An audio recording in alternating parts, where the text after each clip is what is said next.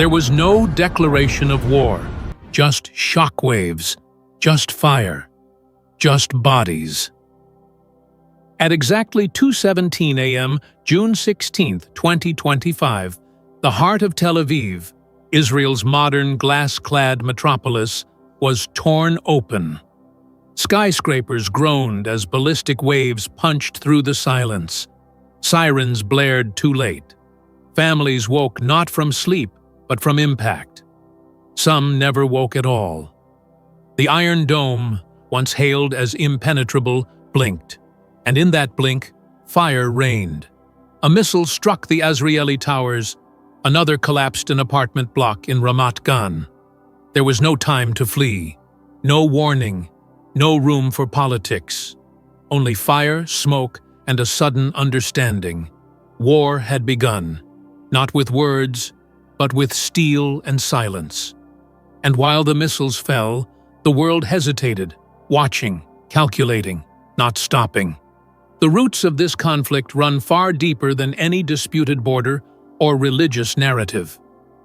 Since the 1979 Iranian Revolution, when the Shah was overthrown and Ayatollah Khomeini declared Israel the Little Satan, Tehran's foreign policy has been defined, even obsessed, with the elimination of the Jewish state. This ideological enmity gradually evolved into a nuclear standoff. By the early 2000s, Iran began enriching uranium at Natanz, expanding covert facilities in Fordow, and building heavy water reactors in Iraq. Israel, sensing an existential threat, mobilized its elite intelligence agency, Mossad, to infiltrate procurement lines, assassinate key nuclear scientists, and sabotage infrastructure via cyber warfare. Stuxnet, in 2010, being the most infamous case. But what had been covert turned kinetic in April 2024, when Iran launched Operation True Promise. A sudden salvo of over 300 drones and missiles targeting Haifa, Eilat, and Jerusalem. Though much of the attack was intercepted by Israel's Iron Dome, it marked the first time Iran had directly struck Israel from its own soil, an unprecedented escalation. No formal war was declared, but the spell of mutual deterrence was broken. By June 2025, Israel retaliated with surgical airstrikes on Iranian soil. Fighter jets destroyed labs in Natanz and Fordow, reportedly killing at least 42 engineers and IRGC officers. These weren't just scientists, they were the architects of a regional nuclear future. Iran's leadership, led by Supreme Leader Ali Khamenei, viewed the assault not merely as aggression, but as a violation of sovereignty and divine red line. Peace talks, once cautiously advancing in Geneva, crumbled in a matter of days. War, whether declared or not, was now a fact. Iran's response was neither delayed nor disguised. Operation True Promise 3 marked a dramatic evolution in Tehran's military doctrine. No longer content with shadow warfare, Iran unleashed a coordinated cross-border missile and drone barrage with chilling precision. This was not symbolic retaliation, it was an attempt to overwhelm, cripple, and publicly humiliate. Missiles launched from Iranian territory, Houthi-controlled zones in Yemen, and even Iraqi proxy bases created a complex web of simultaneous threats. Over 400 projectiles, a mixture of Shahed drones, Fateh 110 ballistic missiles, and cruise munitions, were deployed in under 48 hours.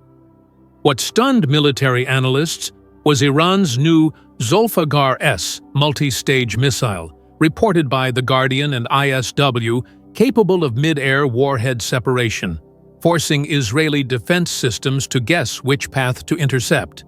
An almost impossible task. Israel's celebrated multi-layered missile shield, the Iron Dome, short-range, David's Sling, mid-range, and Arrow 2-3, long-range, was not prepared for this level of saturation and deception. Even as interceptors launched, several missiles bypassed or split mid-flight. At 5:42 a.m., central Tel Aviv was struck directly. A high-rise in the Azrieli complex partially collapsed. Bnei Brak saw 2 apartment towers reduced to rubble. In Beersheba, a direct hit on Soroka Medical Center forced immediate evacuation of neonatal and trauma wards. Dozens were wounded. Ilana Ben-Ari, a survivor near the Hashalom interchange, told Reuters, "It wasn't just glass. It was silence, then screaming. You think you're safe, then nothing feels real." The U.S. Embassy, though fortified, reported shockwave damage. Iranian officials openly confirmed they targeted foreign strategic enablers, a clear signal to Washington. By the end of day 6, over 1,000 combined missiles and drones had been launched. Civilian casualties mounted. 224 Israelis dead. 400 Iranians killed in retaliatory strikes. Cities were burning. Satellites captured a region in free fall. Israel's retaliation was immediate, targeted, and unnervingly precise. It began not with airstrikes, but with intelligence warfare. According to leaked reports published by Haaretz and the Jerusalem Post, Mossad's clandestine units, embedded inside Iran for months, coordinated pre-launch sabotage operations at multiple missile sites. Using micro-drones the size of birds, they disabled control systems and jammed satellite relays. What could have been a 1,000-missile nightmare was reduced to approximately 200 effective launches. Simultaneously, IDF fighter jets, operating from bases in the Negev and Mediterranean carriers, conducted more than 80 sorties over 72 hours. Their focus: Iran's radar arrays in Kermanshah and missile depots in Yazd and Isfahan. According to the Institute for the Study of War, nearly 40% of Iran's surface missile infrastructure was incapacitated in the first wave. Then came Washington's involvement. Though not officially at war, the U.S. deployed Patriot and THAAD systems to back Israeli defenses in Haifa and Eilat. F-22 Raptors and B-2 Spirit bombers, launched from Diego Garcia and Al Udeid, participated in strategic bombing runs on Iranian nuclear development facilities in Bushehr and Arak.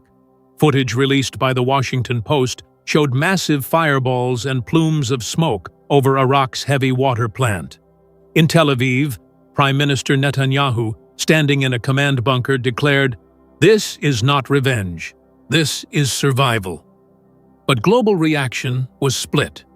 European Union envoys urged de-escalation, while American critics warned Israel's aggression might provoke uncontrollable regional spillover.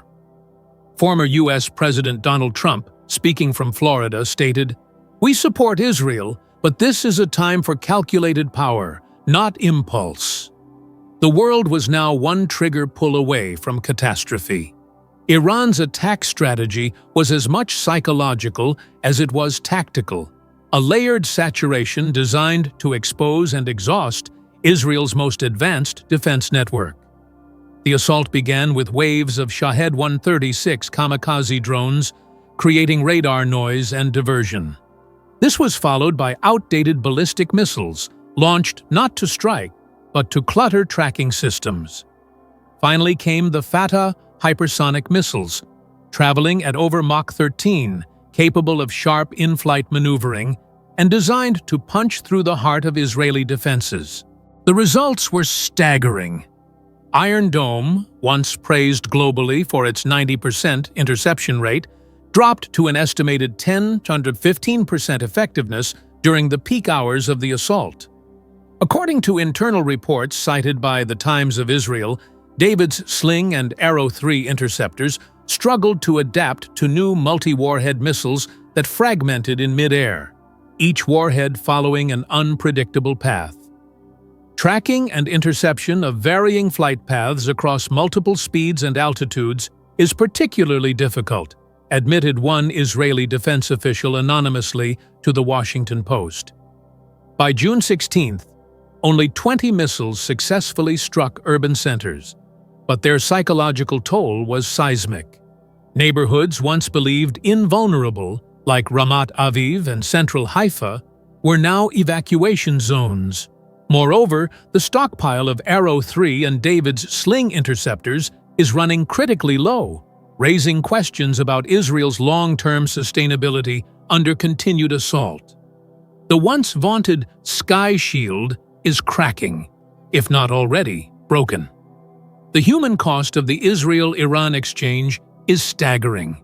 In Israel, between 24 and 63 people have been confirmed dead, with over 600 injured across Tel Aviv, Haifa, and Beersheba. Many of the casualties occurred in residential zones where Iron Dome failed to intercept missiles in time. First responders described nightmarish scenes as children were pulled from the rubble, elderly residents left trapped under collapsed stairwells, and entire blocks went dark due to widespread power outages. Hospitals faced a dual crisis: patient overflow and structural damage. At Soroka Medical Center in Beersheba, a chemical storage unit ruptured after a direct hit, prompting evacuations and hazmat lockdowns. Israeli medical officials have called the strike a potential violation of international law, referencing Geneva Convention articles on targeting medical facilities. Across Iran, the toll is even more devastating. According to figures from Iran's health ministry and the Tehran Times, 224 to 657 people, largely civilians, have died, many during Israeli airstrikes on suspected military-adjacent facilities in Esfahan, Shiraz, and Mashhad. Entire neighborhoods in Tehran's southern suburbs have emptied, with mass displacement and a growing refugee presence along the Iraqi border. Oil markets were among the first to react. Brent crude surged over 11%, topping $100 per barrel for the first time in nearly 2 years. The Dow Jones and S&P 500 fell 1.5 to 2.1%, while investors fled to safe havens like gold, the Swiss franc, and even Bitcoin. Supply chains strained as shipping lanes through the Persian Gulf became high-risk zones. Major carriers, Emirates, Lufthansa, and United Airlines, diverted or suspended routes through Middle Eastern airspace, crippling passenger and cargo flows. As the Strait of Hormuz trembles, import-dependent economies in Asia and Africa brace for fuel shortages and inflation surges. Diplomatically, the world order is cracking at the seams. Iran immediately suspended all cooperation with the IAEA, including inspections under the JCPOA framework. The EU's emergency peace delegation to Geneva was forced to evacuate after Iran accused it of bias. In the US, the Biden administration faces a no-win scenario. Full intervention could trigger World War III, yet inaction may embolden Iran and alienate Israel, America's closest ally in the region. Inside Israel, nationalist blocs laud the response as decisive and righteous. However, opposition figures and civil society groups warn of long-term erosion of democracy, as military emergency laws quietly expand behind the chaos. The world watches, but for how long can it afford to stay passive? The path ahead is treacherous and narrowing by the hour. Escalation scenario. Should Iran reload and execute another wave of attacks, especially on U.S. assets in Qatar, Iraq, or Bahrain, Washington will be forced to make a choice: engage directly or risk strategic collapse in the region. Military analysts from RAND and CSIS have warned that even a limited Iranian strike on Al Udeid Air Base in Qatar could trigger a full-scale American intervention, igniting a multilateral war stretching from the Mediterranean to the Indian Ocean. Diplomatic resolution. A ceasefire brokered by neutral parties, perhaps Oman or Switzerland, remains the last peaceful option. However, The deep mutual distrust between Jerusalem and Tehran, compounded by decades of ideological warfare and assassinations, renders this path increasingly implausible. Asymmetric warfare. Iran may pivot. Instead of overt missile strikes, it could disrupt global commerce through naval provocations in the Strait of Hormuz, the world's oil artery. Or worse, it could escalate into cyber warfare, attacking water systems, banks, or satellites, where attribution is murky and retaliation becomes legally and morally ambiguous. This is not a regional tit-for-tat. This is the end of post-Cold War deterrence, the unraveling of an already fragile order. One miscalculation, one radar malfunction, one misunderstood signal, and the world could plunge into chaos. This is no longer the business of two countries. This is the knock at the door from a nightmare the world doesn't dare name. The question now isn't when it ends, but who will have the courage to stop it? If this analysis moved you, don't scroll in silence. Share your thoughts. Should America intervene? Subscribe for more in-depth geopolitical breakdowns, because knowing the stakes is step one. Staying silent won't save us.